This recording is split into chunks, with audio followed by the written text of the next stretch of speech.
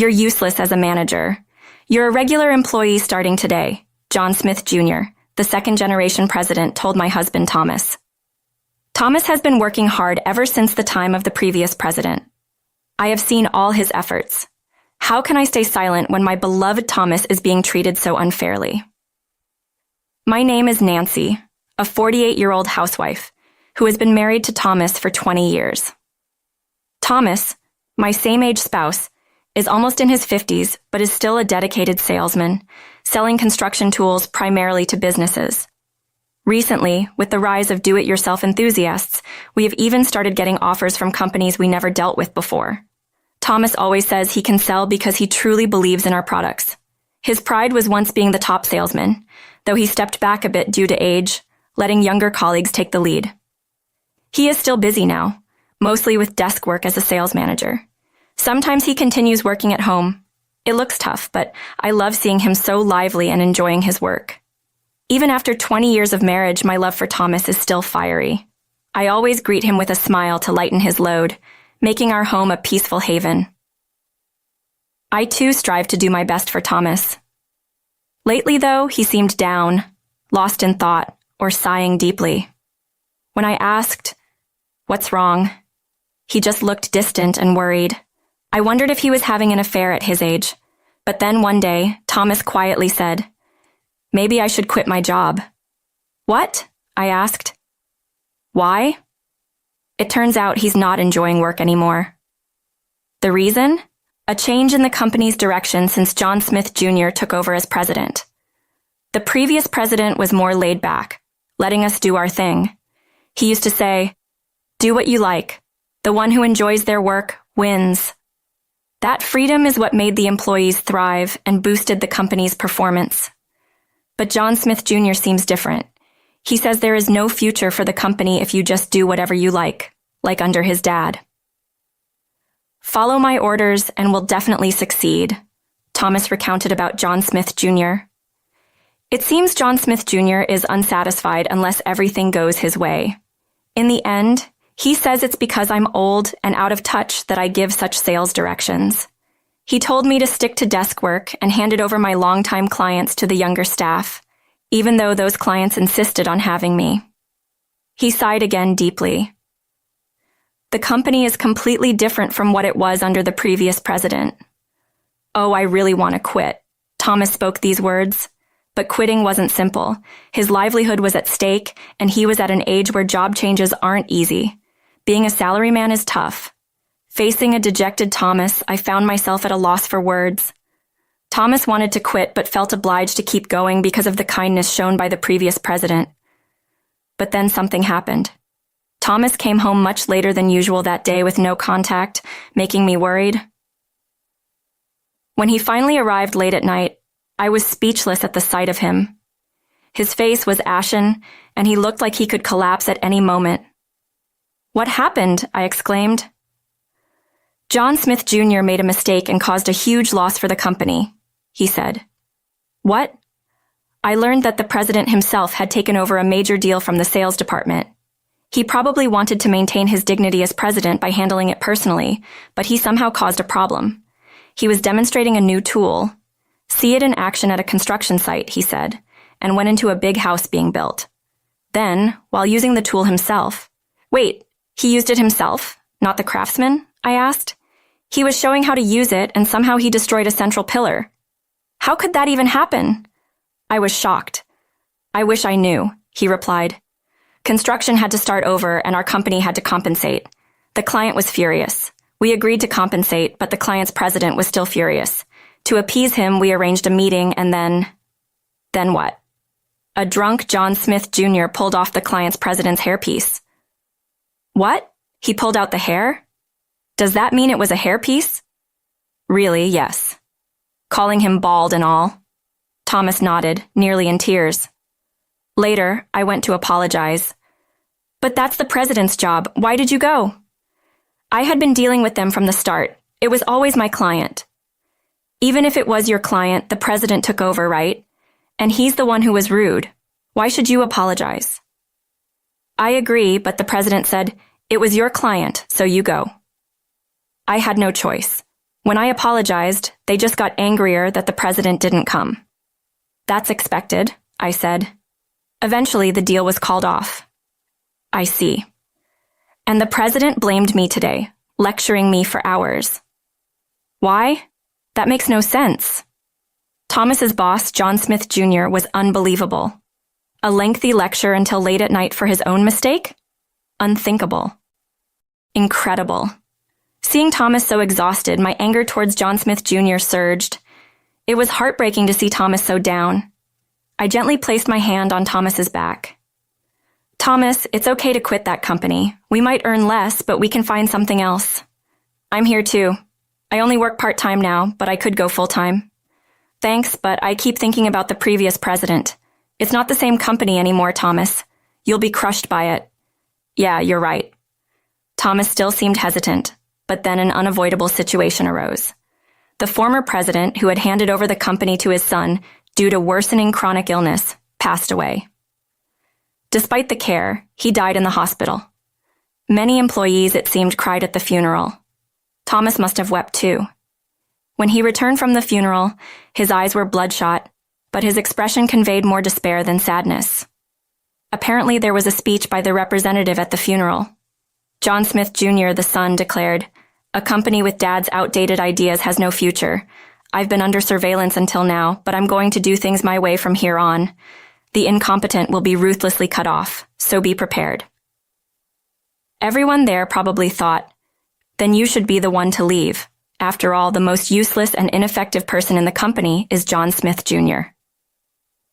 This company might be finished, Thomas murmured, a prediction becoming reality.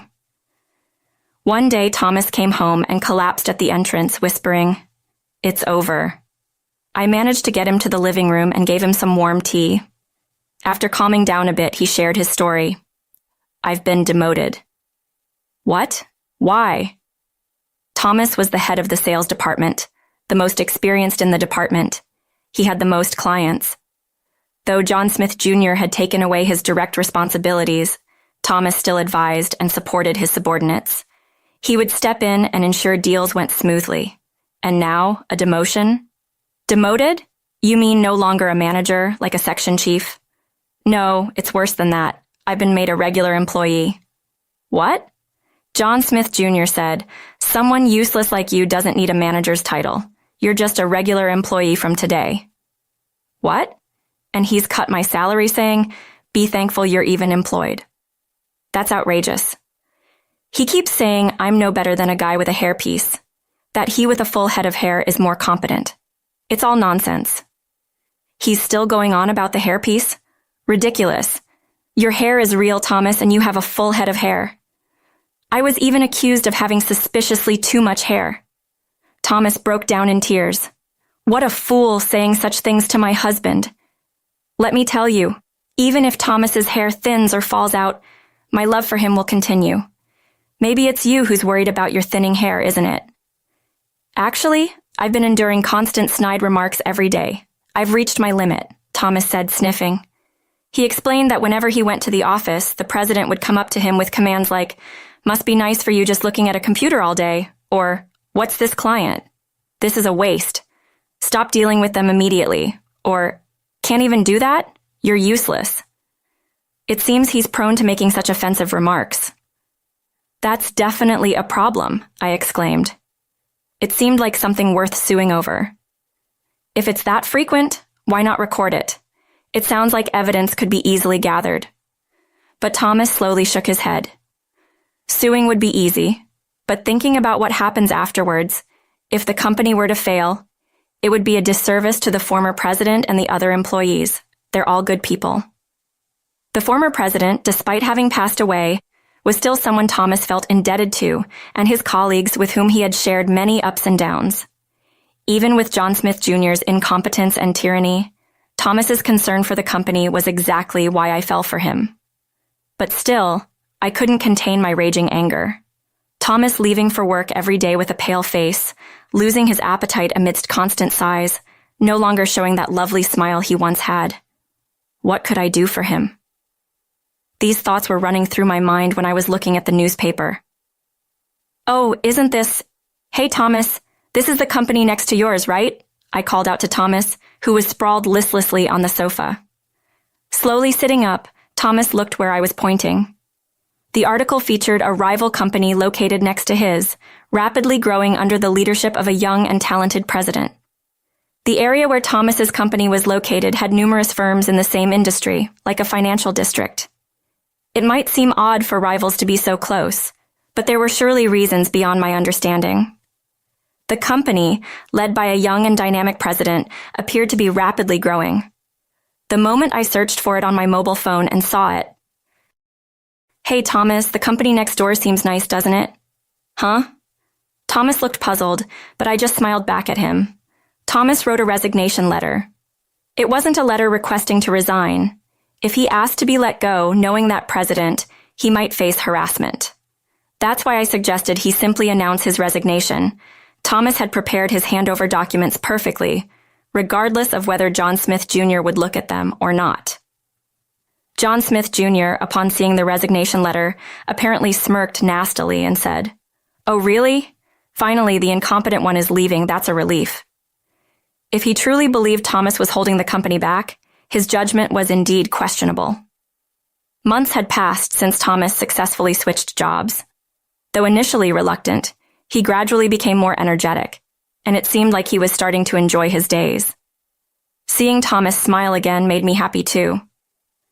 One day, I noticed a particular expression on Thomas's face when he came home. "Did something happen?" I asked. "Oh, you can tell?" he replied. "Of course I can. We have been married for years. I can read your mood just by looking at your face." "Actually," he began, clearly in a good mood, "while I was at work, there was a sudden commotion. It turned out that John Smith Jr., my former company's blundering leader, stormed in red-faced and yelling, 'What have you guys done? It's strange that all my clients suddenly switched to you.' John Smith Jr. was furious when he saw me working there. 'What are you doing quitting my company and joining the one next door? We're in big trouble now. Come back and work for me.' How absurd. He's talking nonsense," I said. "Right? I followed the proper procedures to resign. He has no right to complain about where I work now," Thomas added. "Exactly. But John Smith Jr. wouldn't accept it. Since you left, our deals have been decreasing. When I asked why, they said your company is unreliable, that the quality has dropped. What's wrong with the products I planned and developed?" Honestly, everything was wrong with them. The products John Smith Jr. thought up lacked appeal and freshness. They were mere tweaks of old designs, despite his constant criticism of the former president's outdated ways. Moreover, they were shoddy due to skimping on materials. Everyone in the company opposed it, but he believed it would work, Thomas exclaimed. "Seriously? Even with unanimous opposition from his staff? Anyone, even someone inexperienced in business like me, would see that's a bad move," I said. "I thought it was strange that our orders were decreasing. Then the deals started getting canceled, and now they're all signing new contracts with your company. You must have used underhanded tactics to steal our clients," he accused, red-faced and shouting. "That's a false accusation. We just did our sales work properly, and our products appeal to them," Thomas replied. But John Smith Jr. wouldn't believe it. "Because of this, our sales have plummeted this quarter." "That's unfortunate," Thomas said. "What's with that indifferent attitude? You're still one of my employees." "No, I'm not. When I left, didn't you say it was good that the incompetent one was gone?" Thomas pointed out. John Smith Jr., unable to deny it, turned even redder and struggled to respond. That's when the president of Thomas's new company appeared. The young Ryan David, John Smith Jr.'s neighbor.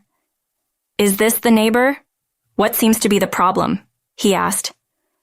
You're the one who stole our clients." John Smith Jr. was about to pounce with furious energy, but the other employees held him back. Mr. David said, "Stolen is a harsh word. It's all thanks to our excellent sales manager who has dramatically increased our new contracts." "Sales manager?" John Smith Jr. glared, questioning who it was. Mr. David, with a smile, pointed to Thomas. "It's Thomas. He is incredibly competent. He studied our products even before joining, knows their strengths well, and his sincere sales approach has won everyone over. We have even managed to make deals in rare fields, which is greatly appreciated. Thomas? John Smith Jr. stuttered in disbelief. I hear Thomas was once the top salesman at your company. Even with his age, his skills are still active. He has a great eye for business and efficiently secures new deals. Thomas has become indispensable to our company. With him managing sales, our company's future is secure. David praised Thomas, leaving John Smith Jr. speechless. I've heard rumors, though, that your reputation is the worst, Mr. David added. What? John Smith Jr. tilted his head, confused. Rumors about you spouting offensive comments at a drinking party, making your subordinate apologize instead, and further angering the other party. Well, that was... John Smith Jr. stuttered. Recently, I've heard your sales tactics are almost threatening. Many decided to stop dealing with you and wanted to work with us instead. What? John Smith Jr. exclaimed in shock. And there's been a significant decline in your product quality. I heard you pushed for a product that all your employees opposed. If you don't listen to your employees, do you really need them? I'm the president. At that, Mr. David, who had been smiling, suddenly gave John Smith Jr. a stern look. Being a president isn't about throwing your weight around. Understand this. The president exists for the employees and the company, not the other way around. A president who doesn't respect the will of their employees is useless. He eventually left sheepishly. Later, Mr. David told Thomas, I'm really glad you joined us. Thank you. Thomas was moved to tears, and so was I when I heard the story. It's great for you, Thomas. It's all thanks to Nancy for suggesting I apply here. I'm just glad they were hiring mid-career. It would have been difficult for Thomas to switch to a different industry due to his age. That a competitor was hiring mid-career was lucky for Thomas, who had worked hard. A few days after John Smith Jr.'s intrusion, he appeared before Thomas again. Apparently, his company was in dire straits. Unbelievably, John Smith Jr. deeply apologized to Thomas. I was wrong. I'll prepare the position of sales manager again. Please come back. No one in their right mind would return to a failing company. What a lack of tact. Thomas declined without hesitation, leaving John Smith Jr. speechless. Is it okay for Dad's company to disappear? John Smith Jr. lamented. That's unfortunate, but I still remember the former president's words. Do what you like. The one who enjoys their work wins. I'm currently enjoying my work immensely. Though the company has changed, I want to continue to work hard, keeping those words in my heart and, of course, at my current company. Thomas spoke firmly. You, with your hairpiece. John Smith Jr. spat out a desperate insult as he left, but Thomas replied with an easy smile. This is my natural hair. Besides, John Smith Jr., shouldn't you be more concerned about yourself? It seems like your hair has thinned quite a bit due to stress. At that, John Smith Jr. was left speechless, his head hanging low. Afterwards, John Smith Jr.'s company lost more and more clients and quickly approached bankruptcy. With the business situation becoming dire, in a fit of despair, John Smith Jr. eventually sold the company he had inherited from the previous president. The buyer was none other than the company where Thomas now worked. Thomas, having been requested by the employees, played a role in this outcome. John Smith Jr., having sold the company, squandered the money on reckless spending and soon found himself penniless. His bad reputation spread, and it was clear he couldn't survive in the same industry. What he's doing to make a living now is anyone's guess. The good products from the time of the previous president, before John Smith Jr., were revived, and Thomas's former colleagues are now happily working again. That's great for you, I said. Yeah, I wonder if the previous president would be angry, Thomas pondered. Not at all. The legacy of the previous president will continue in some form or another. He would surely be pleased. I hope so, Thomas said, smiling as he left for work. I felt happy too. Well then, I should make Thomas's favorite dish for dinner tonight. To keep my beloved Thomas smiling, I'll keep doing my best.